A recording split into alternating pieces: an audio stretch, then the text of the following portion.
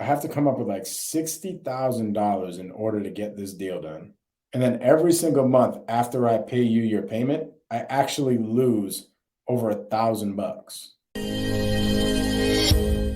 Dude, we locked up a seller finance deal before I left for vacation that we were following up with for like a year. I'll wait, Hmm. bro. Especially with a seller finance deal. Like, these aren't the people that are in super crazy pain that are about to get foreclosed on in 2 weeks that you need to get under contract right now.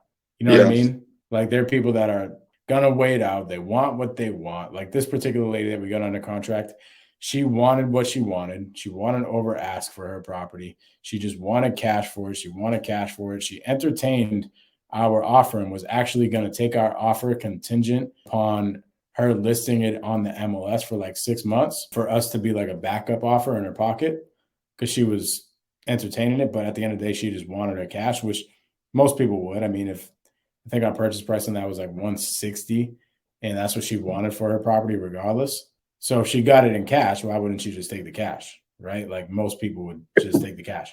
So she was like, whatever. But I knew that she was never going to be able to sell that thing on the market at 160. She already tried for like 3 months before we even talked to her and it wasn't selling. So we let it rock for another 6 months. Finally, she came back around and we got it under contract 2 weeks ago. This was literally like a whole entire year worth of follow ups. But she was not in any crazy pain.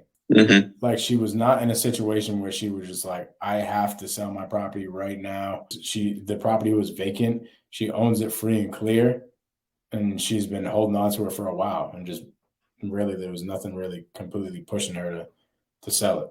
Besides tenants just moving out. So she had Hmm. tenants that just moved out and she had a bad experience with those tenants. So she was like, all right, it's time to sell it. And that's what happened like a year ago.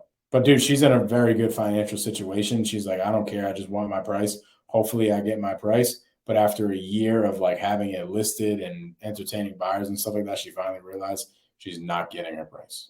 So she's like, I might as well just get my price and take payments over time. But it took that long to do it. And there was so many times where I was just very cool. I was just like, yeah, that's cool. You can keep it on the market. I don't care. If what happens if you don't sell it? Well, if you don't sell it, then if I don't sell it here in the next like 6 months, then I'll go ahead and go with you guys. I'm like, all right, cool. So we literally kept following up with her that whole entire time. So something very similar with Okay. this lady is I would just be like, all right, yeah, that's cool. To be honest, I really don't understand how the heck they're going to be able to get that done. Plus, it's a lot of money down. And when I pay you all that money down and have to pay this amount every single month, and I don't make any money after paying you that every single month, it wouldn't make much sense for me to come up with that 10%. You see what I mean? To put it into perspective, Yeah. what are the numbers? Yeah. The numbers. So the entry fee, if you like took everything into consideration, would be probably around 60,000. The purchase price is 400. ARV is like 350. Okay. So I'm giving you $50,000 over what the property's worth.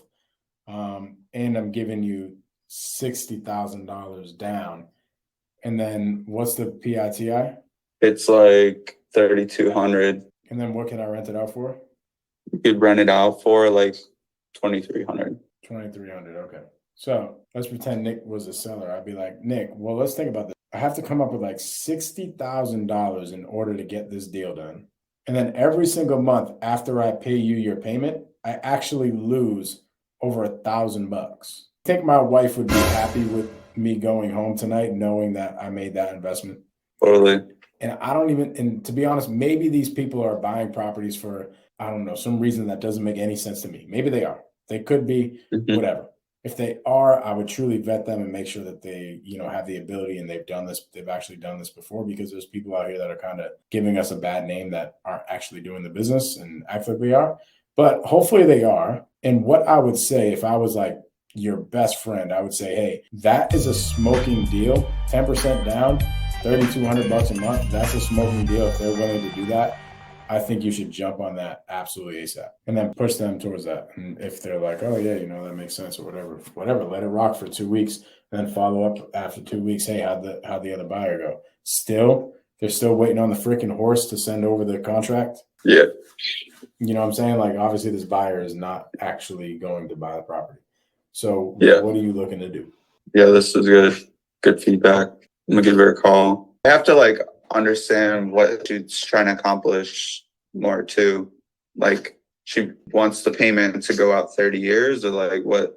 I mean, she's willing to do 0% finance, but I calculated what she's asking, and that would be like a 15-year amortization with like 3% interest when you add it all up. That's like what it like actually like equates to, because the purchase price already has some interest like pre-built into it. The only thing is like the principal payments, like each month, although the cash flow isn't there, it's all going to principal. So what you want to look at too, right? So it sounds like you asked the right questions. Hey, when do you want to be paid off? How much time are you going to give me? And then how much do you want every month? It sounds like you've done your job there, right? And she says, I want $3,200 and you can pay No, me. she wants 2,000. Where's 32 coming from?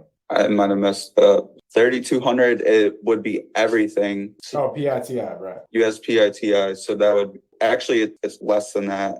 The 3,200 is including taking out the 25% for CapEx management and vacancy. The PITI is more like 2580. Yeah, no. Cool. So it's still the right thing to bring all that stuff up when you're talking to the seller, right? The seller needs to know, yeah, it's not just my payment to you and my insurance and taxes every single month, but I got to pay, every single time there's a flood or something, I got to repair it. Every single time that the ceiling needs repair, I got to repair that. I got to put away some rainy day money. I got to pay the property manager and all that type of stuff. So like they're taking away some of the money too. So I would literally lose like $1,000 every single month holding this property. So they can understand that that's why it doesn't make sense for us as an investor to do that. What I would say as far as like the amortization goes, if the amortization, and I don't have the numbers up right now or a calculator up, but if the amortization goes $2,000 a month to her, and that note would be paid off in 15 years, but she said I'm willing to go 30 years, but also wants $2,000 a month, then I would bring that up to her and be like, hey, Susan, so you said you would like us to pay you off in 30 years, right? So here's the deal. With us paying you $2,000 a month, would actually be paying you off in 15. So how do we make this work for 30? You let them know that, you can't do 15. That doesn't make any sense. Adjusting the levers. That's literally all that it is. All seller finance is, bro, is pulling the levers. That's it. There's 3 levers. There's how much time do you need me to pay you off? There's how much money do you need every single month? And there's the monthly payment. Those are the 3 main ones. And then the other one is the purchase price. So you got to figure out of all those 4, which ones are getting her most excited about. If it's the purchase price, then simply uplift the purchase price by 20 grand or whatever the case is, and then lower your down payment and monthly payment to make the numbers work, right?